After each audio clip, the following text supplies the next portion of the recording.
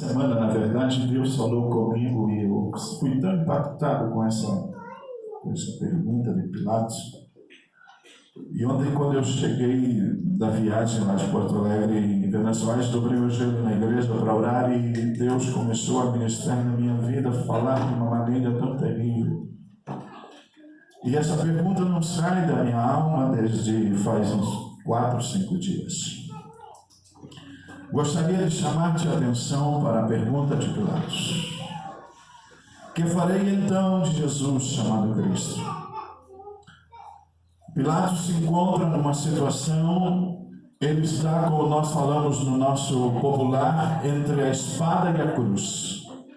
Ele não sabe para onde correr. Imagine você comigo, ele é o governador da província, ele está ali com a autoridade que ele mesmo disse para Jesus em particular: olha, eu tenho o poder para te soltar e para te prender.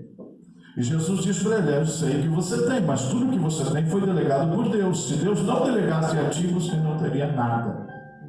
Mas naquele momento Pilatos está na condição de autoridade para tomar a decisão. De um lado está Cláudia, sua esposa, dizendo: não te envolvas na causa deste justo, porque por causa deste justo eu sofri muito durante esta noite. Do outro lado está uma multidão gritando e dizendo: crucifica-o, crucifica-o. Ele querendo eximir-se, a primeira lavada de mão que ele dá é sutil. Ele manda os soldados agarrarem Jesus e levarem até Herodes. Ele sabe que Herodes está na cidade. E ele vai até Herodes. Jesus é transportado a Herodes e a Bíblia diz que a causa da dureza do coração de Herodes, Jesus não abre a sua boca, não fala uma palavra. Herodes manda de volta para Pilatos. Pilatos está dentro, diante de uma multidão. E Pilatos tem uma ideia, segundo a imaginação dele, uma ideia genial. Ele encontra a saída, ele encontra o escape para aquela situação. Cláudia está dizendo: ele é um homem justo. Ele está olhando e vendo que é um homem justo. Mas ele tem do outro lado a política.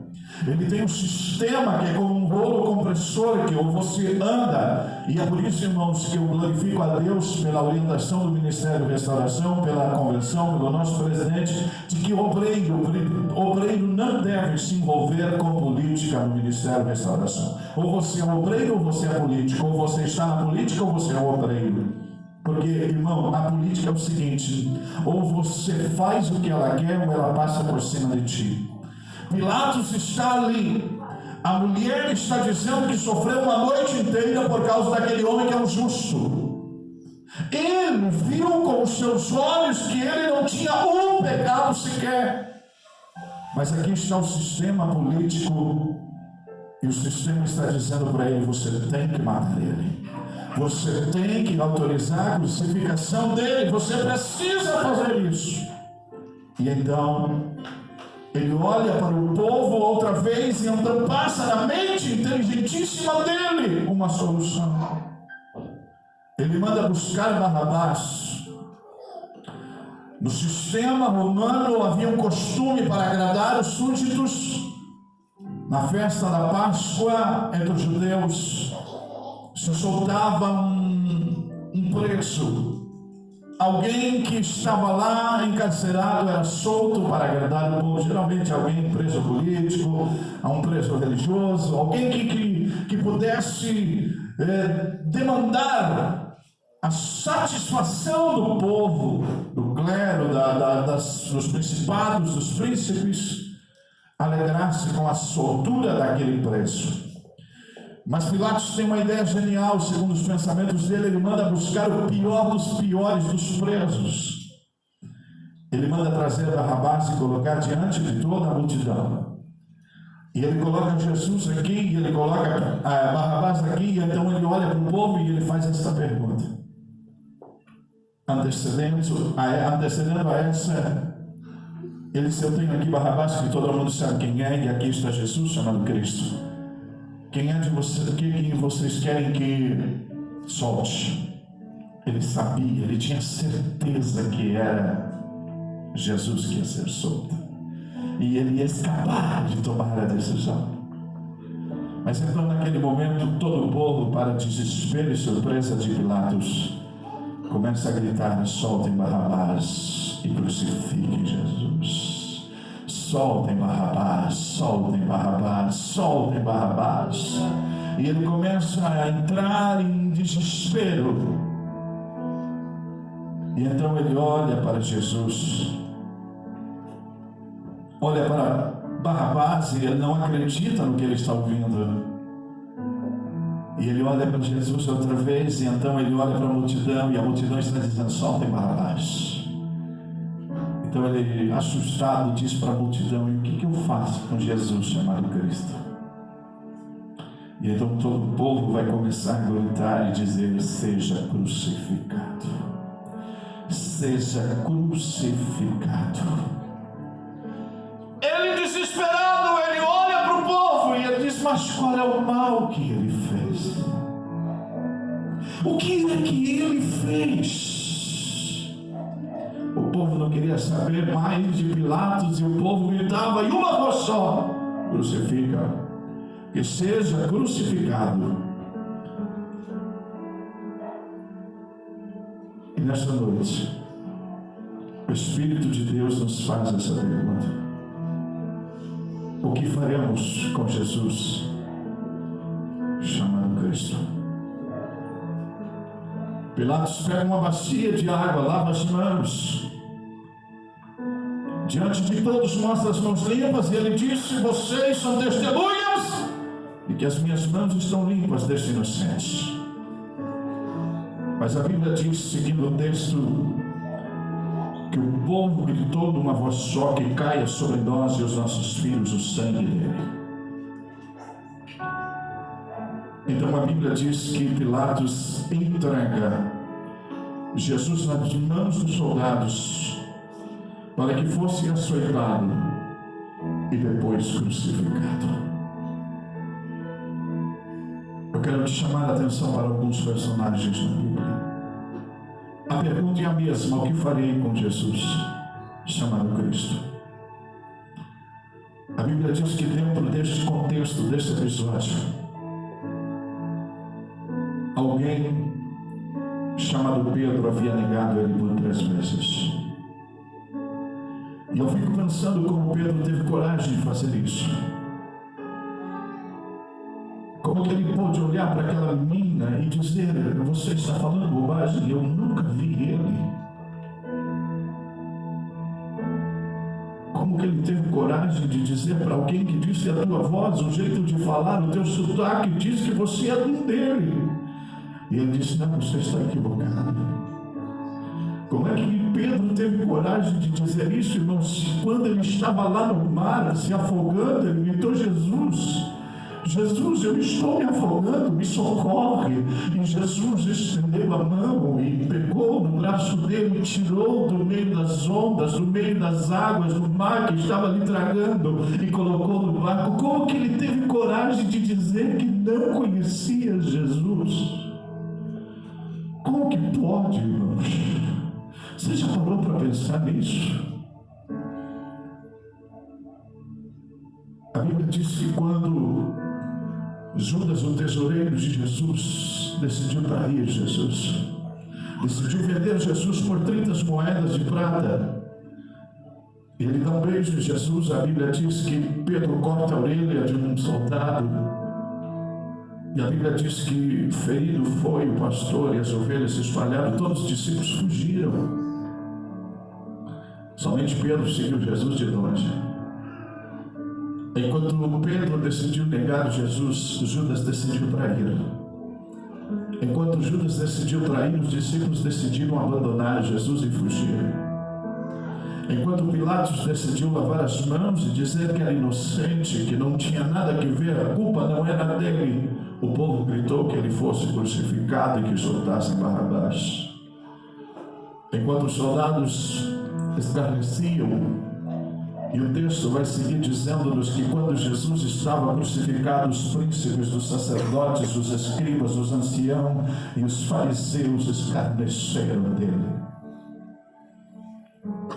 Enquanto ele estava sendo açoitado, tiraram toda a roupa dele, Colocaram uma coroa de espinhos na sua cabeça, tecida com 72 espinhos, colocaram na sua cabeça, o colocaram sentado sem roupa,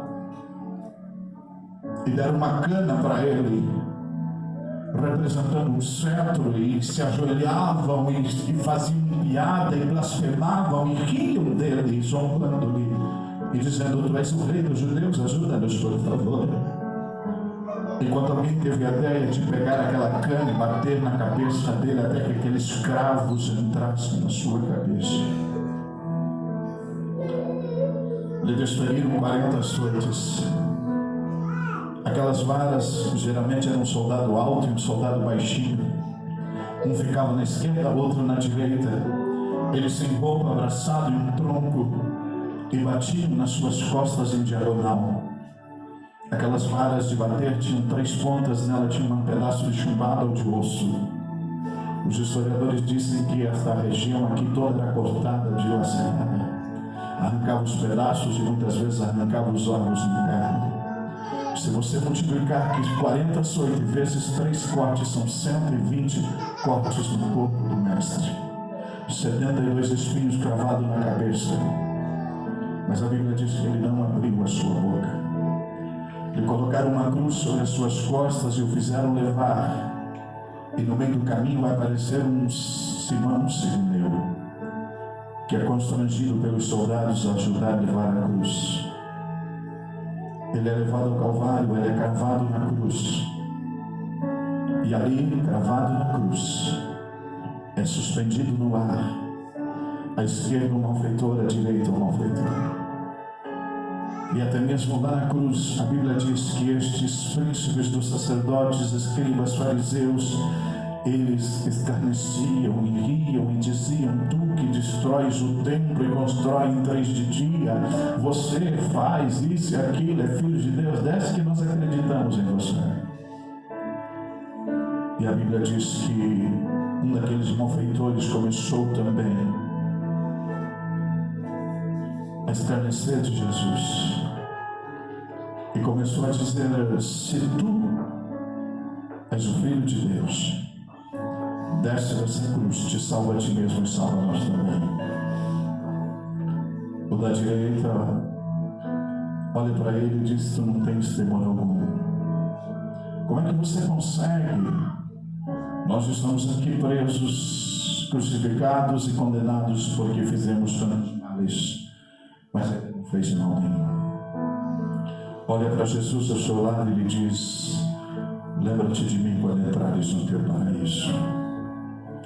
Jesus olha para ele com um olhar de compaixão e diz: hoje tu estarás comigo no meu paraíso.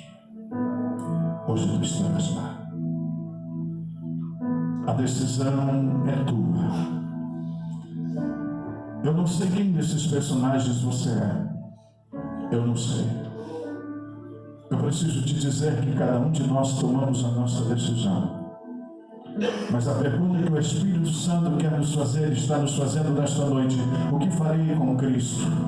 O que farei com Jesus na minha vida, na minha história? Quem é Jesus para mim? Quem é Jesus na minha casa? Quem é Jesus nos meus sonhos? Quem é Jesus nos meus projetos? Quem é Jesus na escola onde eu estudo? Quem é Jesus no meu trabalho, onde eu estou trabalhando? Quem? O que eu farei com Jesus quando eu estou trabalhando? O que eu farei com Jesus quando eu estou no trânsito? Quem é Jesus? Ele senta comigo no meu carro, ele anda comigo na minha casa, ele anda pela rua onde eu ando. O que eu faço com Jesus diariamente? A pergunta que Pilatos faz, o Espírito de Deus nos faz nessa noite: o que farei com Jesus chamado Cristo? O que farei com Jesus quando eu pego o meu celular e aquilo que eu converso e vejo no meu celular? O que farei com Jesus quando eu coloco um fone de ouvido e eu ouço? O que eu ouço? Jesus está ali. O que farei com Jesus? Eu farei como Pedro, que na hora que está se afogando grita e diz: Jesus, ajuda-me! Ou eu farei como Pedro, quando na hora da adversidade, na hora que parece que a única saída era negar, eu vou dizer: eu não conheço, eu nunca vi, eu não sei, eu não sou crente, você está confundindo, eu não faço parte dessa igreja não, eu não sou dessa religião não, você está equivocado, eu não sou evangélico, eu não sou crente. A pergunta é esta: o que farei de Jesus chamado Cristo? O que você está fazendo? A Bíblia diz que Jesus entrou na aldeia e perguntou: onde colocaram o meu amigo? E o levaram até o sepulcro. E a Bíblia diz que Jesus chorou. E ele não chorou porque o seu amigo estava no sepulcro. Ele não chorou porque Lázaro estava morto. Ele chorou por causa da incredulidade das pessoas que estavam ali. Será que você não faz parte desse grupo de pessoas que tem feito Jesus chorar por causa da tua incredulidade diante de coisas tão pequenas? O Espírito de Deus falou a minha alma dizendo que está cansando-se de alguns de nós a causa da nossa incredulidade. Não somos capazes de crer no extraordinário que o Senhor fará. Oh, meu amado, escute uma coisa. O anjo disse para Maria: por algum acaso há algo impossível para Deus? Nada, vezes nada é impossível para Deus. Creia nisto. O que tu estás passando, o que estás vivendo, tu precisa saber que é decisão tua. Eu vou te fazer a pergunta de novo: o que tu farás com Jesus chamado Cristo no teu casamento, na tua casa, na tua família, na educação, na formação dos teus filhos? Será que tu terás coragem de chegar em casa hoje, colocar os teus filhos sentados e dizer: Jesus, aqui está meu filho Pedrinho, aqui está Joaninha, Marianinha, Senhor. Eu não estou conseguindo educá-los como corresponde, eu não estou conseguindo ser exemplo, eu não estou conseguindo ensinar, mas eu quero te convidar, Jesus, entra na minha casa. Eu quero ver e sentir a tua presença nos meus filhos, no meu lar. Será que tu podes fazer nessa noite com Jesus chamado Cristo? Chegar no teu quarto, olhar para o teu quarto, a peça que você dorme, a cama que você deita, o colchão que você repousa, e dizer: Senhor, ao meu lado está uma pessoa que eu não suporto mais, um marido, uma esposa que eu não amo mais, que eu não quero mais estar junto. Mas eu gostaria demais, Jesus, que tu entrasse neste quarto, tu fosse o Senhor do meu casamento, o Senhor da minha intimidade, o Senhor do meu cônjuge, o Senhor da minha família, porque a minha família não vai terminar em divórcio, a minha família vai terminar em uma família abençoada pelo Senhor dos Exércitos. O que é que tu podes fazer com Jesus? O que tu queres fazer com Jesus chamado Cristo? Eu estava de joelhos dobrados orando, e o Senhor me fez lembrar de um homem. Um dia a sua mamãe, ele era filho único, e a sua mãe disse para mim: pastor Dorival, o Rubem está no profundo das drogas, eu não consigo mais tirar o Rubem de onde ele está. A sua esposa Cíntia chora, sofre demais. Aquelas criancinhas, tem duas criancinhas lindas e sofrem com o pai se drogando, e às vezes até com um princípio de overdose em casa, caído na rua do lado de fora. Tu podes fazer algo pelo bem. Me lembro que eu me aproximei com muitas dificuldades do Rubem, e durante um período eu consegui trazer o Rubem para a igreja. Trabalhava junto, chorava junto. Quando ele começava com aquela abstinência, nós orava e chorávamos, e ele ia para lá todos os dias. Eu trabalhando, construindo a igreja, sofrendo, me arrastando, muitas vezes de bengala, muitas vezes de situação que não podia nem parar em pé. E eu dizia: vem, vamos me ajudar aqui, vamos trabalhar. Você vai tirar, vai transpirar, vai tirar toda essa química do teu corpo. Mas houve uma necessidade ministerial,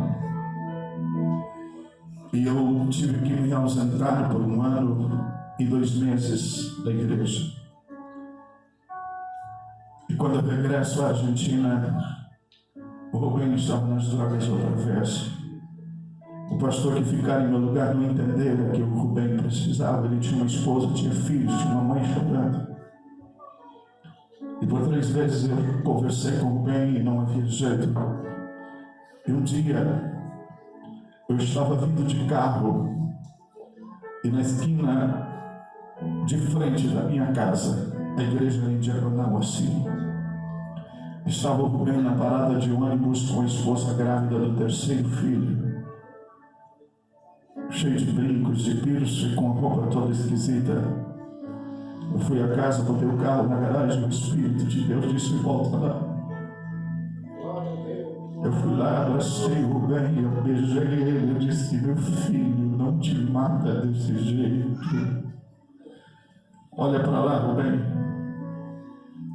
Amanhã vai começar uma grande campanha. Eu quero te ver lá, Rubem. Eu vou vir te buscar amanhã às 8 horas da noite. Ele chorou. Ele disse: sim, pastor. Eu vou estar te esperando às 8 da noite. Você vem me buscar. Eu quero sair, pastor. Eu estou no fundo do poço. Eu estou na miséria, pastor. Mas eu quero a tua ajuda.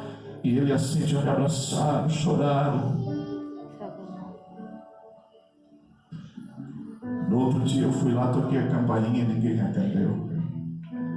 No sábado eu toquei a campainha e ninguém entendeu. No domingo eu toquei a campainha e ninguém entendeu. Eu me lembro que eu coloquei meu braço em cima do marco da porta e eu disse: Deus, não deixa o Rubem morrer nessa miséria, Senhor.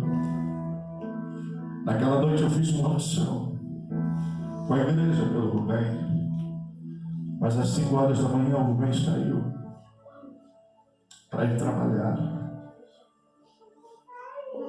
E a 5 quadras da casa dele, numa parada, num semáforo,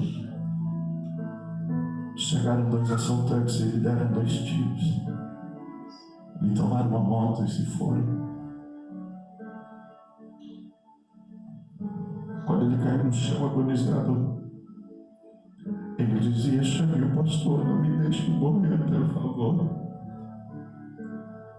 O pessoal que atendeu ele no SAMU colocou na ambulância, amarrou ele, ele dizia: traga o pastor, por favor, não me deixe morrer. Mas ele chegou morto no hospital. Ele resolveu desprezar Jesus. A dependência química foi mais forte do que Jesus na vida dele. Os prazeres mundanais e carnais foram mais fortes do que Jesus na vida dele. Eu estou pregando nesta noite para alguém que está vivendo no limite.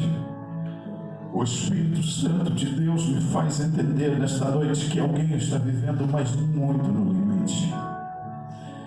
E o Espírito de Deus, feche os teus olhos, por favor. Por favor. Você só está aqui nesta noite porque Jesus te trouxe aqui. Você só pisou aqui neste santuário porque Jesus te trouxe. Você nem força nem vontade tinha de estar aqui.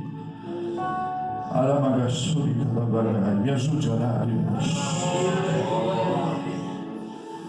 O Espírito de Deus, coloque a mão direita no teu peito, por favor. Por favor, feche os olhos. Feche os olhos. Há algo isso. Há algo no mundo espiritual acontecendo agora. A pergunta que ecoa neste santuário é: o que farei com Cristo? O que farei com Jesus chamado Cristo? Eu continuarei brincando de crente. Eu continuarei brincando de santidade. Eu continuarei pregando e não vivendo. Eu continuarei cantando e não vivendo. Eu continuarei vindo à igreja, participando da ceia e não sendo crente. Eu continuarei fazendo de conta, faz de conta, o Senhor está te vendo, te contemplando. A quem tu estás a enganar? Tu continuarás como Pedro, negando, dizendo que não o conhece, não o sabe, não o viu. Você estará como Judas, disposto a vendê-lo por 30 moedas, por misérias deste mundo. Tu estás aqui nesta noite, ou quem sabe tu está no grupo daqueles que abandonam Jesus por qualquer coisa deixam, abandonam. Mas nesta noite, ecoa neste santuário a pergunta que o Espírito faz à igreja: o que farás tu com Jesus chamado Cristo? O que farás tu com Jesus chamado Cristo na tua vida íntima, na tua vida pessoal, na tua vida ministerial, na tua chamada, na tua vocação. Tu vai vender Jesus por moedas. Tu vai negar Jesus e dizer que não o conhece. Tu vai abandonar Jesus simplesmente com medo para preservar a tua vida em covardia. Tu vais fazer Jesus chorar por causa da tua incredulidade. Vais tu desistir de defender o reino dele, lavando as tuas mãos e dizendo que isso não é problema teu. Ou tu vais fazer como fizeram os soldados, agredir e desferir golpes no mestre. Ou quem sabe tu vais fazer como aquele malfeitor na cruz, dizendo: se tu és o Cristo, tu ainda tem dúvida que Jesus é o Senhor, tu ainda duvida que Jesus é capaz de fazer coisas extraordinárias. Eu não entendo como tem crente na igreja que ousa perguntar e fazer teste e prova se Jesus pode, se Jesus faz. Mas nesta noite, em nome de Jesus, o que tu farás com Jesus na tua vida, o que tu farás com Jesus no teu casamento, o que tu farás com Jesus na tua casa, no teu lar, o que tu farás com Jesus na tua história. O Espírito de Deus está gritando, proclamando, chamando neste lugar.